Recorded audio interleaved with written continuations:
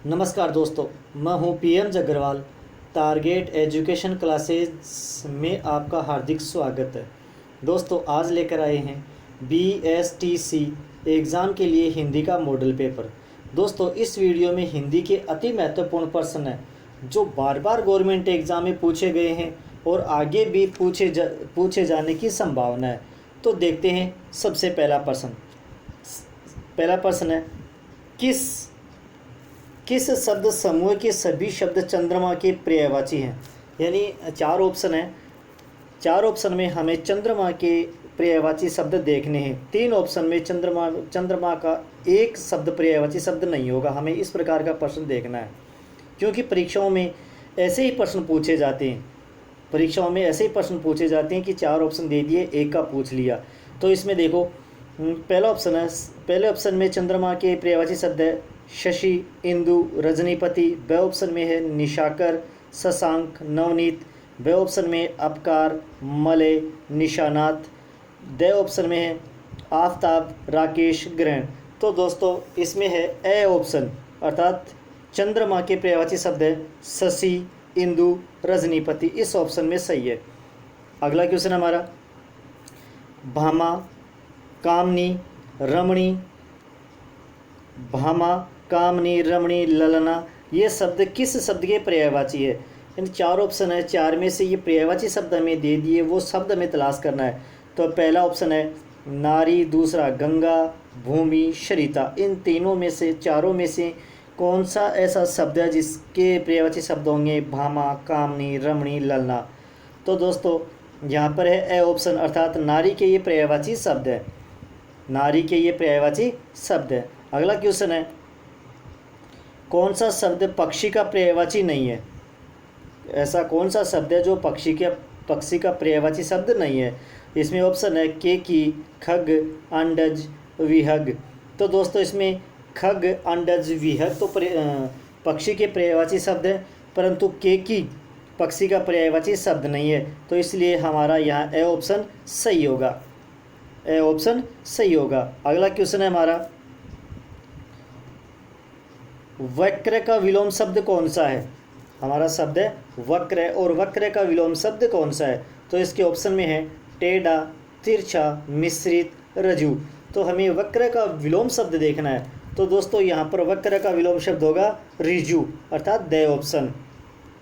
अगला क्वेश्चन है हमारा, निम्न में से कौन सा जोड़ा विलोम शब्द का नहीं है। चार ऑप्शन है, चारों में तीन के जो जोड़े हैं विलोम शब्द के, वो तो सही हैं, परंतु एक ऐसा शब्द है जिसका विलोम शब्द सही नहीं है। उसमें पहला है उद्घाटन का समापन, दूसरा अनुज का धनुज। छः ऑप्शन में है उपसर्ग का परसर्ग, सम्मुख का विमुख। तो यहाँ पर दोस्तों बे ऑप्शन, ये जोड़ा सही नहीं है। अनुज का धनुज नहीं है, उद्घाटन का समापन होता है, उपसर्ग का परसर्ग विलोम शब्द होता है, सम्मुख का विलोम शब्द विमुख होता है, परंतु अनुज का धनुज नहीं होता है। इसी प्रकार अगला क्वेश्चन है हमारा, गरल का विलोम शब्द है। गरल शब्द का विलोम शब्द है। तो गरल शब्द के हमारे पास चार ऑप्शन है। पहला सुधा, गीला, गौरव, तरल। तो गरल का अर्थ होता है दोस्तों जहर, और जहर का विलोम शब्द होता है सुधा, अर्थात यहाँ पर हमारा ए ऑप्शन, अर्थात सुधा सही होगा, और सुधा का अर्थ होता है अमृत। अगला क्वेश्चन हमारा दोस्तों, अभय और उभय शब्द युगम का सही अर्थ है। अभय और उभय शब्द युगम का सही अर्थ है। तो यहाँ पर चार ऑप्शन में पहला ऑप्शन है अभय का अर्थ लिया गया भयभीत, उभय का अर्थ है मोटा। इसी प्रकार दोनों, निर्भय, दोनों, भयाक्रांत और ऊंचा। तो दोस्तों, ऐसे प्रश्नों में हमें दोनों में से एक का अनुवाद, अर्थात दो शब्द हैं उभय और अभय, दोनों में से एक का तो हमें एक बिल्कुल सही आना चाहिए। तो अभय का अर्थ है यहाँ पर निर्भय, और उभय का अर्थ है दोनों, अर्थात यहाँ पर इस अभय और उभय शब्द युगम का सही अर्थ है यहाँ पर निर्भय और दोनों। तो यहाँ पर सही ऑप्शन सही है। अगला क्वेश्चन है हमारा, तरणी और तरणी शब्द युगम, तरणी और तरणी शब्द युगम का अर्थ है। तरणी और तरणी शब्द युगम का अर्थ है। तो पहले ऑप्शन में नाव सूर्य, दूसरे में नाव स्त्री और तीसरे में स्त्री सूर्य और सूर्य और नाव। तो दोस्तों यहाँ पर सिर्फ एक मात्रा का फ़र्क है, एक स्वर का फ़र्क है कि तरणी और तरणी में क्या फ़र्क होगा। तो जो पहला जो तरणी है उसका अर्थ है नाव और दूसरा जो तरणी है उसका अर्थ है सूर्य, अर्थात यहाँ पर ए ऑप्शन सही होगा। 8 प्रश्न संख्या 8 उसमें तरणी और तरणी का जो शब्दयुग्म है, इसमें पहला जो तरणी है इसका अर्थ है नाव और दूसरा तरणी है इसका अर्थ है सूर्य। दोस्तों ये बार बार परीक्षा में पूछा जा चुका है, तो शायद अब की बार भी एसटीसी एग्ज़ाम में भी पूछा जा सकता है। अगला क्वेश्चन है सवेद और सवेद शब्द युग्म का सही अर्थ है। सवेद और सवेद शब्द युग्म का सही अर्थ है। तो पहला ऑप्शन में पसीना और उज्ज्वल, दूसरे में सफ़ेद और धुंधला, और तीसरे ऑप्शन में सफ़ेद और पसीना, और चौथे ऑप्शन में स्वच्छ और सफ़ेद। तो सवेद और सवेद का अर्थ है दोस्तों स ऑप्शन में, अर्थात सवेद का अर्थ है सफ़ेद और सवेद का अर्थ है पसीना। इस क्वेश्चन का आंसर है स ऑप्शन सही। अगला क्वेश्चन है हमारा शुद्ध शब्द है। दोस्तों ऐसे प्रश्न परीक्षा में ज़रूर पूछे जाते हैं कि हमें शब्दों की जानकारी होनी चाहिए कि कौन सा शब्द अशुद्ध लिखा गया और कौन सा शुद्ध। तो कभी कभी तो ऐसा पूछ लिया जाता है कि अशुद्ध शब्द कौन सा है, 3 सही दे देते हैं, और इसमें ये जो प्रश्न है इसमें 3 ऑप्शन गलत है, 1 शब्द सही है, वो हमें पहचान करना है। तो क्वेश्चन है हमारा शुद्ध शब्द। पहले ऑप्शन में सन्यासी और दूसरे में इस प्रकार लिखा है सन्यासी, और इसमें भी सन्यासी और इसमें भी सन्यासी, परंतु सन्यासी शुद्ध कैसे लिखा जाता है। तो दोस्तों ये ब ऑप्शन का है। सन्यासी इस प्रकार से सही लिखा जाता है, स के ऊपर अनुस्वार आधा न यासी सन्यासी, और सन्यासी का संधि विच्छेद करते हैं सन प्लस न्यासी होता है। अगला क्वेश्चन हमारा सही वर्तनी वाला शब्द है, यानी वर्तनी वाला सही वर्तनी वाला शब्द हमें छांटना है। तो पहला ऑप्शन है आध्यात्मिक, दूसरा ऑप्शन है आध्यात्मिक और आध्यात्मिक। सिर्फ इनमें मात्राओं का फ़र्क है दोस्तों, ए का और मी का, इन पर जो मात्राएं लगी उनमें फ़र्क है, परंतु जो वास्तविक शब्द है वो सही शब्द कौन सा किस प्रकार से लिखा जाता है। तो दोस्तों वो ए है, इसमें आध्यात्मिक इस प्रकार से लिखा जाता है, सही वर्तनी वाला शब्द ये है।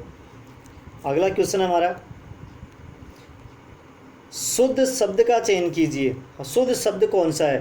तो ए में इस प्रकार लिखा गया, ब में इस प्रकार लिखा गया, स में और द में इस प्रकार लिखा गया, परंतु हमें सही शब्द किस प्रकार लिखा जाता है, शुद्ध शब्द कौन सा है वो हमें देखना है। तो दोस्तों यहाँ पर ए शब्द सही है, सही परिणति इस प्रकार लिखा जाता है दोस्तों। अगला क्वेश्चन है हमारा कनिष्ठा और मध्यमा के बीच की अंगुली के लिए एकल शब्द है। तो दोस्तों बीएसटीसी एग्ज़ाम में ये जो सिलेबस है ये फिक्स है दोस्तों कि इसमें इतने नंबर के प्रश्न आने वाले हैं, तो उन्हीं के अनुसार ये मॉडल पेपर बनाया गया है। मॉडल पेपर भी बहुत अच्छा बनाया गया है कि शायद इसमें से क्वेश्चन आ जाए, तो इसे ध्यानपूर्वक देखना और समझना है। तो ये क्वेश्चन है हमारा कनिष्ठा और मध्यमा के बीच की अंगुली के लिए एकल शब्द है। तो कनिष्का और मध्यमा की बीच की अंगुली को क्या कहते हैं। तो पहले ऑप्शन में तर्जनी, दूसरे ऑप्शन में अनामिका, तीसरे में अक्षी और श्रुति। तो दोस्तों कनिष्का और मध्यमा की बीच की जो अंगुली होती है उसे अनामिका नाम से पुकारा जाता है, अनामिका नाम से पुकारा जाता है। तो यहाँ पर बे ऑप्शन सही है।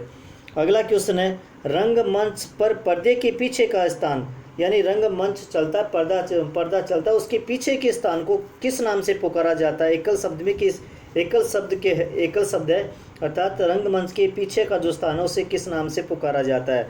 तो हमारा ए ऑप्शन में यौनिका, बे में नेपथ्य, तीसरे में पटापेक्ष, अंतःपुर। तो दोस्तों यहाँ पर है बे ऑप्शन, पर्दे के पीछे के स्थान को नेपथ्य के नाम से पुकारा जाता है। अगला क्वेश्चन है हमारा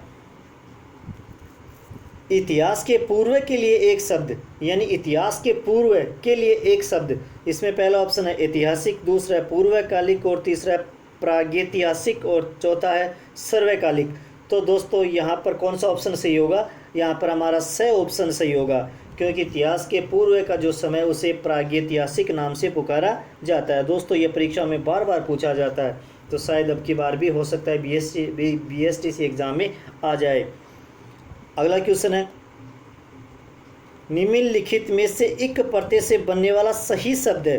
दोस्तों सारे शब्द ऐसे हमें कंफ्यूज करने वाले हैं कि इसमें भी इक है, इसमें भी इक है, इसमें भी इक होगा, परंतु इक प्रत्यय से बनने वाला सही शब्द नहीं है। हमें ये सोचना है, हमें ये देखना है। तो पहला है अलंकारिक, दूसरा है सामाजिक, तीसरा है लौकिक और चौथा है व्यापारिक।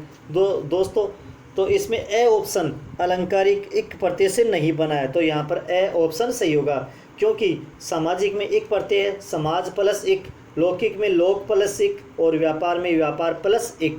तो ये तीनों ऑप्शन सामाजिक, लौकिक और व्यापारिक ये तो इक प्रत्यय से बने हैं, परंतु अलंकारिक इक प्रत्यय से नहीं बना है। अगला क्वेश्चन है हमारा, इनमें से कौन सा शब्द ए प्रत्यय से नहीं बना है? इनमें से कौन सा शब्द ए प्रत्यय से नहीं बना है? तो दोस्तों पहला ऑप्शन है कौशल, दूसरा ऑप्शन पांडव, तीसरा ऑप्शन लाघव और लगाव। तो दोस्तों सोच करके बताना कमेंट में कि इनमें से कौन सा शब्द ए प्रत्यय से नहीं बना है। तो दोस्तों इसमें द ऑप्शन अर्थात लगाव ऐसा शब्द है जो ए ऑप्शन से नहीं बना है। अगला हमारा क्वेश्चन है सैनिक। सैनिक शब्द में कौन सा प्रत्यय है? तो दोस्तों ध्यान से देखो, सैनिक जब सैनिक का मूल शब्द निकालते हैं तो कौन सा बचता है? तो यहाँ पर जो प्रत्यय है वो पहले ऑप्शन में क है, दूसरे में इक है, तीसरे में इक है और चौथे में निक है। तो हमें सैनिक में से प्रत्यय निकालना है, तो सैनिक में से प्रत्यय निकालने पर कौन सा ऑप्शन बचेगा? कौन सा ऑप्शन होगा हमारा सही? ब ऑप्शन होगा, क्योंकि सैनिक में इक प्रत्यय लगा है। अगला क्वेश्चन है हमारा, संतोष शब्द में कौन सा उपसर्ग है?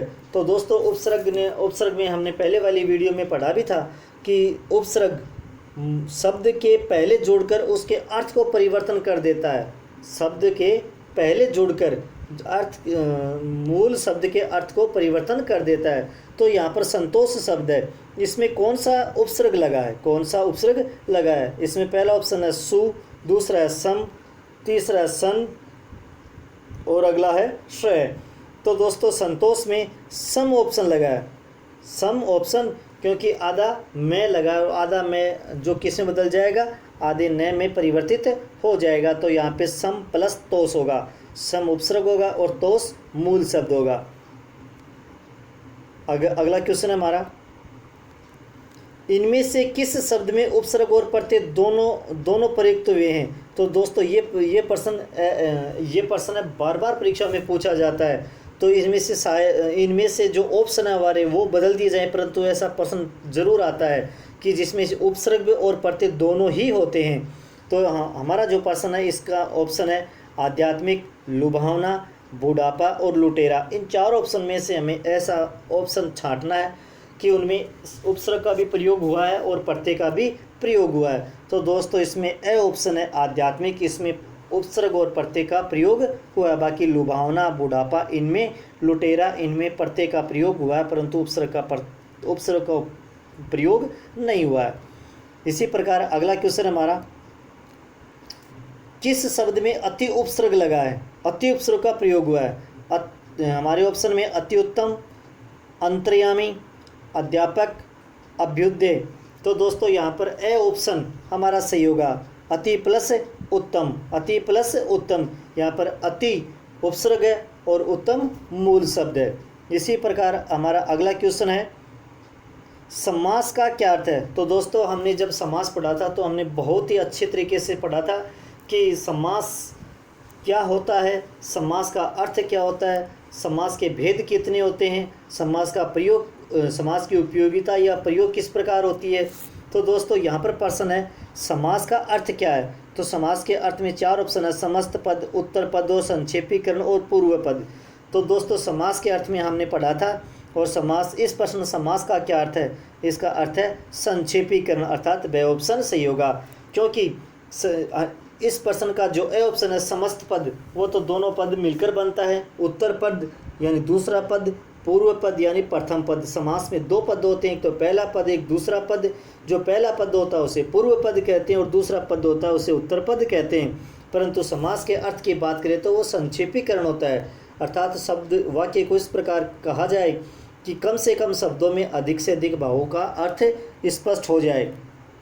अगला क्वेश्चन हमारा, बहुव्रीहि समास का उदाहरण है। बहुव्रीहि समास का उदाहरण है तो पहला ऑप्शन है यथाशक्ति, दूसरा चंद्रशेखर, तीसरा राजकुमार, अगला ऑप्शन है नीलकमल। तो दोस्तों यहाँ पर यथाशक्ति अव्ययभाव का उदाहरण है चंद्रशेखर, ये बहुवीरी समास का उदाहरण है। बहुवीरी समास का उदाहरण चंद्रशेखर है। चंद्र है जिसके शिखर पर, इसका समास विग्रह होगा चंद्र है जिसके शिखर पर, अर्थात शिव। चंद्रमा शिव जी के शीश पर विराजमान है, शिव के सिर के ऊपर है। तो यहाँ पर चंद्रशेखर का अर्थ होगा चंद्र है जिसके शिखर में, अर्थात शिव। और राजकुमार, राजा का कुमार, तत्पुरुष समास नील कमल, नीला है जो कमल, ये कर्मधारय समास। तो यहाँ पर बहुवीरीय समास का उदाहरण है चंद्रशेखर। अगला ऑप्शन है, अगला क्वेश्चन है हमारा, निडर शब्द में कौन सा समास है? निडर शब्द में कौन सा समास है? तो निडर में दो शब्द है, पहला नी प्लस डर, तो यहाँ नी उपसर्ग है। तो दोस्तों हमने पढ़ा था कि उपसर्ग किस समास में प्रयोग होता है? तो दोस्तों उपसर्ग कौन से में होता है? अव्ययभाव समास में प्रयोग किया जाता है। अव्ययभाव समास में उपसर्ग काम में लिया जाता है। तो यहाँ पर ब ऑप्शन सही होगा, क्योंकि निडर में अव्ययभाव समास है। और तत्पुरुष समास भी नहीं है, कर्मधारय समास भी नहीं है, द्विगु समास भी नहीं है। यहाँ पर अव्ययभाव समास इसका आंसर होगा। अगला क्वेश्चन है हमारा, संधि का दोस्तों नद्यागम शब्द का सही संधि विच्छेद कीजिए। नद्यागम शब्द का सही संधि विच्छेद कीजिए। तो दोस्तों इसमें हमारा ए ऑप्शन सही होगा, नदी प्लस आगम। अगला प्रश्न है, गुण संधि का उदाहरण है। तो दोस्तों किसी भी एग्जाम में संधि के जब प्रश्न पूछे जाते हैं तो इसमें से 70% तो स्वर संधि के पूछे जाते हैं और 15% व्यंजन संधि के और विसर्ग संधि के पूछे जाते हैं। तो दोस्तों ध्यान रखना, बीएसटीसी एग्जाम में भी 2-3% तो स्वर संधि के ही पूछे जाएंगे, चाहे वह गुण संधि के हो, चाहे स्वर यण संधि के हो, आदि संधि के हो, दीर्घ संधि के हो। तो दोस्तों हमें बहुत ध्यान से ये प्रश्न सरल करना है। तो यहाँ हमारा प्रश्न है गुण संधि का उदाहरण है। तो 4 ऑप्शन है, चारों में से एक शब्द ऐसा है जो गुण संधि का है, बाकी 3 ऑप्शन गुण संधि के नहीं है। तो यहाँ पर पहला ऑप्शन है महोत्सव, दूसरा महोषधि, तीसरा अन्वेक्षण, चौथा है गायन। तो दोस्तों यहाँ पर गुण संधि का उदाहरण है महोत्सव। महोत्सव का संधि विच्छेद है महा प्लस उत्सव, महा प्लस उत्सव। तो यहाँ पर हमारा ए ऑप्शन सही होगा। अगला क्वेश्चन है दोस्तों, सचिनानंद का संधि विच्छेद है। सचिनानंद शब्द का संधि विच्छेद है।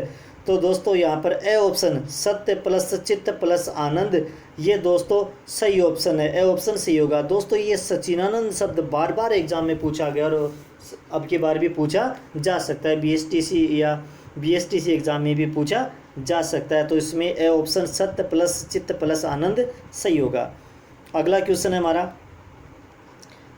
अक्कल के घोड़े दौड़ाना मुहावरा है। अक्कल के घोड़े दौड़ाना मुहावरे का अर्थ है। इस मुहावरे का अर्थ है, 4 ऑप्शन है हमारे पास। पहला है कल्पना करना, दूसरा है बिना साधन के किसी काम को कर डालना, तीसरी ऑप्शन है किसी की बात नहीं मानना, चौथा ऑप्शन है तरह तरह के उपाय सोचना।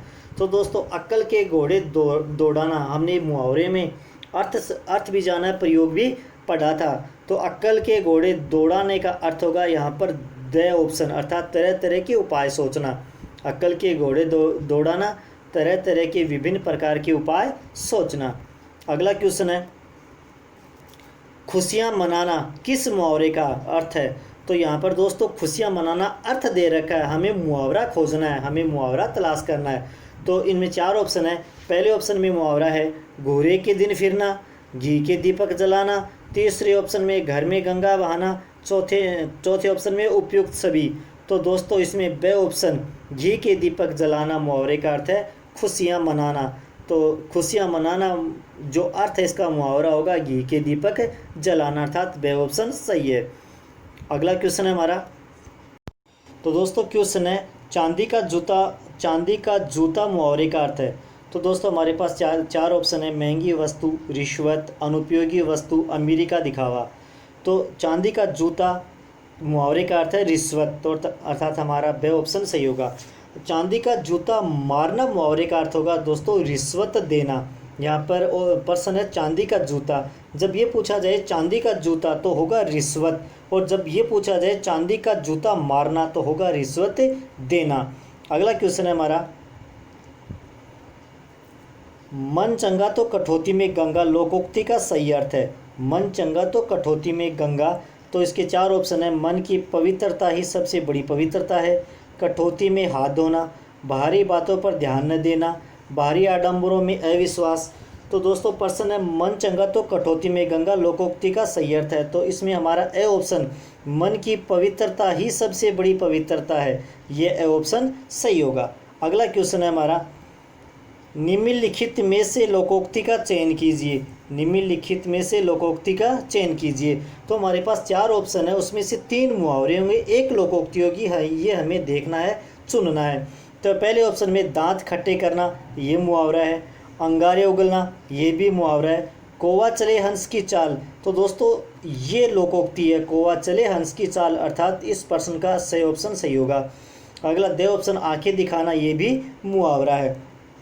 अगला क्वेश्चन है हमारा, मेरा वह पेन खो गया जो तुमने मुझे दिया था, ये वाक्य है। तो दोस्तों हमने वाक्य विचार में अच्छी तरीके से पढ़ा था कि वाक्य क्या होते हैं, वाक्य के प्रकार कितने होते हैं और वाक्य किस प्रकार से देखे जाते हैं। तो मेरा वह पेन खो गया जो तुमने मुझे दिया था।